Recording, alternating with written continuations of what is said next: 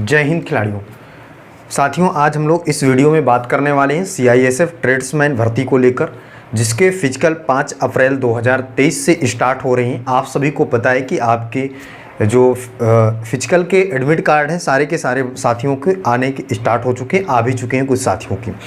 तो आप सारे के सारे बच्चे जो परेशान हो रहे हैं कि सर फिजिकल में कैसे क्या क्या चीज़ें होने वाली हैं, डॉक्यूमेंटेशन में कौन कौन से डॉक्यूमेंट्स लेकर जाने हैं, पीएसटी पीईटी क्या क्या होने वाला है, ट्रेड टेस्ट को लेकर बहुत सारे धुरंधर परेशान हो रहे हैं। बहुत सारे खिलाड़ियों के मैसेज भी आ रहे हैं मेरे पास कि सर ट्रेड टेस्ट में क्या होने वाला और ये कब होगा, कितने दिन एग्ज़ाम सेंटर में रुकना होगा, कैसे क्या सारी चीज़ें होंगी, क्या क्या होने वाला है। तो ये सारी बातें आज की क्लास में, आज की वीडियो में हम एकदम क्लियर कर लेंगे। अगर नए हैं तो हमारे साथ जुड़कर चैनल को सब्सक्राइब करें। इसी प्रकार की लेटेस्ट वीडियो, लेटेस्ट न्यूज़ के साथ हम जुड़ते हैं आपके साथ, तो चैनल को सब्सक्राइब करके हमारे साथ जुड़ जाएं इसी प्रकार की लेटेस्ट अपडेट के साथ। चलिए, सारे के सारे डाउट मैं यहाँ पे बच्चे क्लियर कर देता हूँ आपके। सबसे पहली बात तो आप सभी के जिसके भी एडमिट कार्ड आते जाएंगे, जिसके भी एडमिट कार्ड आ चुके हैं, कभी एग्जाम है, मुझे कमेंट बॉक्स में कमेंट करके सभी बताएंगे। इसके बाद बच्चे, कुछ साथियों के हमारे जो बच्चे हैं जिनका भी फिजिकल लगा हुआ है सीआईएसएफ ट्रेड्समैन का, उनके क्या है कि सर डॉक्यूमेंटेशन में डॉक्यूमेंट्स जो लेके जाने हैं उन्हें पता नहीं है कौन कौन से डॉक्यूमेंट्स लेके जाने हैं। और अगर पता भी है तो कुछ बच्चे क्या हैं कि सर फॉर्म फिल करते समय अपनी किसी के नेम की स्पेलिंग गलत हो गई, किसी के क्या हुआ कि सर अगर मान लीजिए कि किसी का नाम के आगे कुमार लगा था तो कुमार लगाना भूल गया। इस प्रकार से कई सारे दिक्कतें आ रही। कई सारे बच्चों को मेरे पास मैसेज आ रहा है कि सर हमारे जो फॉर्म फिल करते टाइम पे कुछ गलतियां हो गई हैं, मदर्स नेम पर, फादर्स नेम पर, या डीओबी या एड्रेस या कुछ भी जो भी गलतियां हो गई हैं उसको लेकर परेशान हो रहे हैं। क्या सर वहाँ से बाहर कर दिया जाएगा?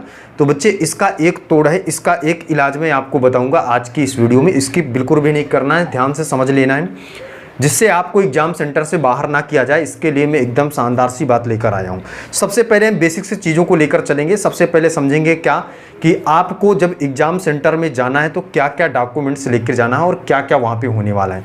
सर आपकी 1600 मीटर की दौड़ होने वाली है, जिसमें आपको 6 मिनट का टाइम मिलने वाला है।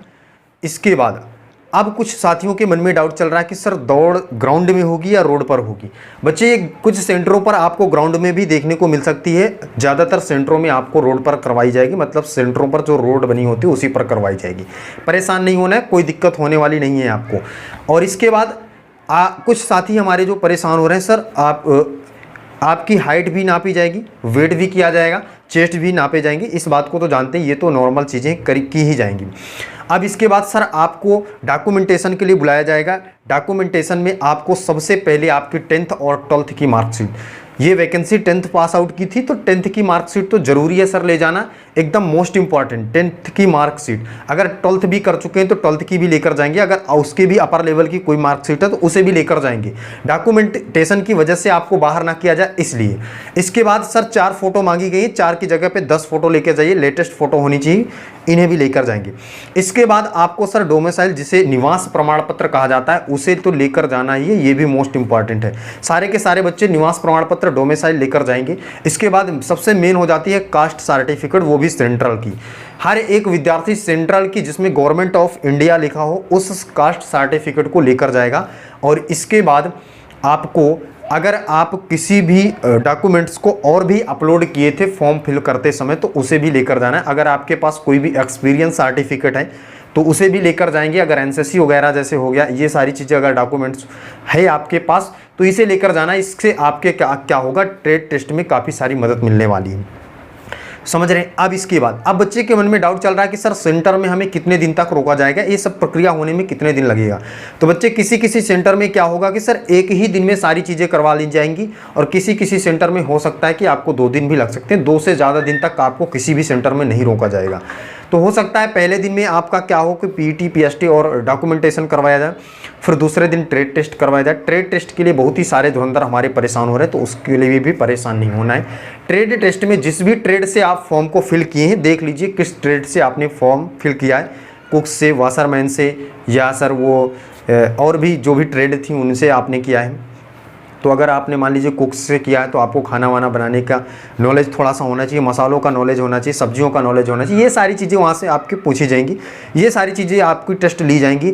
जैसे आप मान लीजिए कि वाशरमैन है तो आपको फिनाइल वगैरह जो आपका ये जो आता है कपड़ा धुलने का चीज़ें होती हैं, इसके बारे में थोड़ा सा नॉलेज होना चाहिए। जिस भी ट्रेड से आप फॉर्म को फिल किए उसके बारे में थोड़ा सा नॉलेज होना चाहिए। आसानी से इस बात को यहाँ से तैयार कर लेंगे। यूट्यूब पर हज़ारों लाखों वीडियो पड़ी हुई हैं, उनसे आप जाकर देख सकते हैं, समझ सकते हैं कैसे क्या ट्रेड टेस्ट में क्या क्या चीज़ें हो सकती हैं।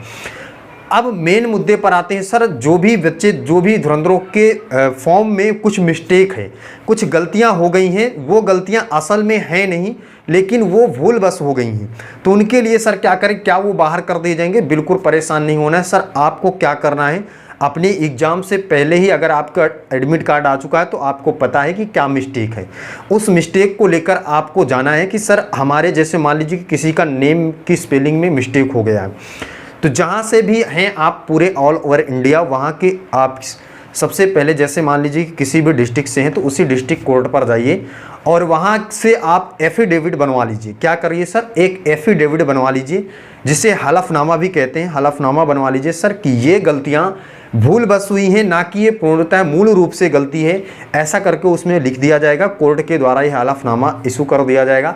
इसे साथ में लेकर चले जाइएगा, कोई दिक्कत नहीं होगी, आपको वहाँ सेंटर से भगाया नहीं जाएगा। अन्यथा आपके डॉक्यूमेंटेशन में आपको बाहर कर दिया जाएगा, आप प्रूफ दे नहीं पाएंगे। तो इसलिए साथ ही क्या करना है कि आपको आज ही कोर्ट में जाकर अगर आपके कुछ भी मिस्टेक है तो क्या करना है, आपको एफिडेविट बनवा लेना है, जिससे आगे आपको कोई प्रॉब्लम ना हो। और शानदार तरीके से जाइए, आप कुछ भी नहीं होगा, शानदार से आप वहाँ पे आपको समझ लिया जाएगा कि ये गलतियाँ भूल बस है, बाकी मूल रूप से गलती नहीं है। तो उम्मीद है आपको सारी की सारी बात समझ में आ गई होगी। सारे धुरंधर जाएंगे ज़बरदस्त तरीके से, शानदार तरीके से 5 अप्रैल से 29 अप्रैल तक अपने फिजिकल को शानदार तरीके से देंगे। फिर इसके बाद हम रिटर्न की तैयारी भी करेंगे।